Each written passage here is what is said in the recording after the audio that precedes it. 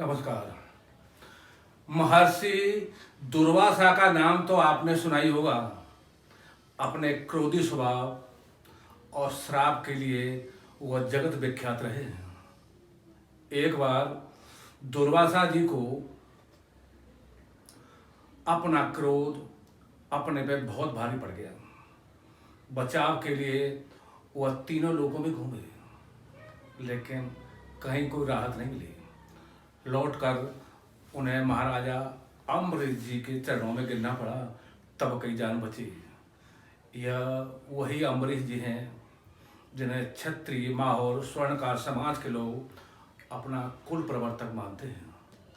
हर वर्ष शरद पूर्णिमा के दिन उनकी जयंती पे शोभा यात्रा निकालने समेत अनेक कार्यक्रम करते हैं। एकादशी के व्रत का शुभारंभ भी उसी से माना जाता है।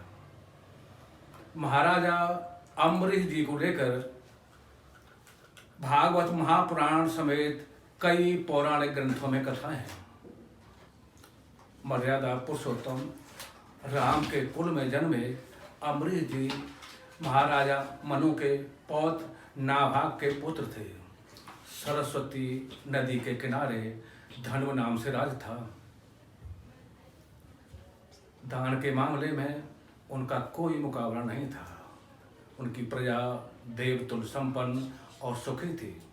एक बार उन्होंने पत्नी के साथ एकादशी का व्रत 1 साल तक किया, तो उसके उद्यापन में उन्होंने 60 करोड़ गायें ब्राह्मणों को दान दी। ये गायें ऐसी वैसी नहीं थी, सभी दूध देने वाले थे। उनके सींग सोने से मढ़े थे और खुर चांदी से। एकादशी के बाद वह द्वादशी को व्रत खत्म कर प्रसाद ग्रहण करने जा रहे थे, तभी अपने सैकड़ों शिष्यों के साथ दुर्वासा ऋषि आ गए।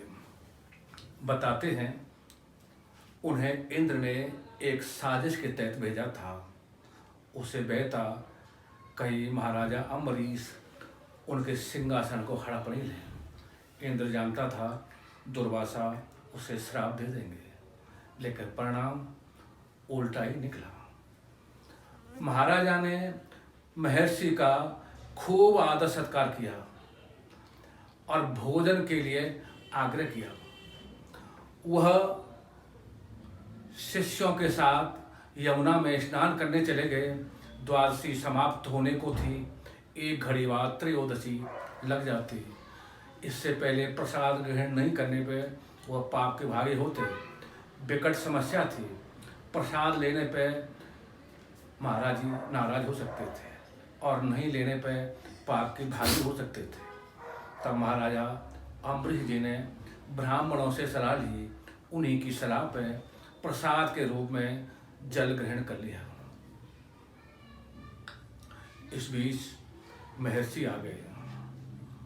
आते ही वो बहुत क्रोधित हुए। उन्होंने महाराजा से उनकी सफाई भी नहीं ली। एकदम गुस्से में लाल पीले होकर उन्होंने अपनी जटा का एक बाल उखाड़कर धरती पर फेंक दिया। उससे धधकती आग जैसी कृत्या बनकर महाराजा अम्बरीश पर झपटे। महाराज जी को भगवान श्री हरि से उनकी रक्षा के लिए सुदर्शन चक्र प्राप्त था।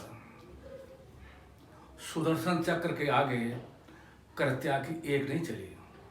वह वहीं पे जलकर भस्म हो गई। इसके बाद सुदर्शन चक्र दुर्वासा की ओर चला, तो वह बचाव के लिए 1 वर्ष तक तीनों लोकों में घूमे।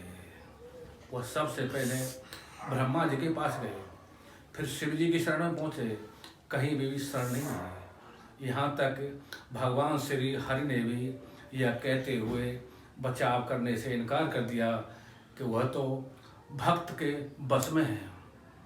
उनका कहना था अम्बरीश जी के पास ही जाइए। लौटकर वह अम्बरीश जी के पास आए, उनके चरणों में गिर पड़े, अपनी गलती स्वीकार कर माफ़ी मांगने लगे। अम्बरीश जी ने उन्हें उठाया, सुदर्शन चक्र से बचाया, फिर उन्हें भोजन कराया। तब से अभी तक वह भूखे ही थे। उन्होंने महर्षि को बहुत सा दान देकर विदा किया, तभी खुद भोजन किया। अम्बरीश जी के बारे में कहा जाता है कि उनके 3 पुत्र थे। उनमें से केतुमान राज्याधिकारी बने, जबकि विरूप और शंभु जो स्वर्णकार विद्या में निपुण थे, मुद्राओं की टकसाल संभालते थे, उन्होंने इस विद्या को देश भर में फैलाया।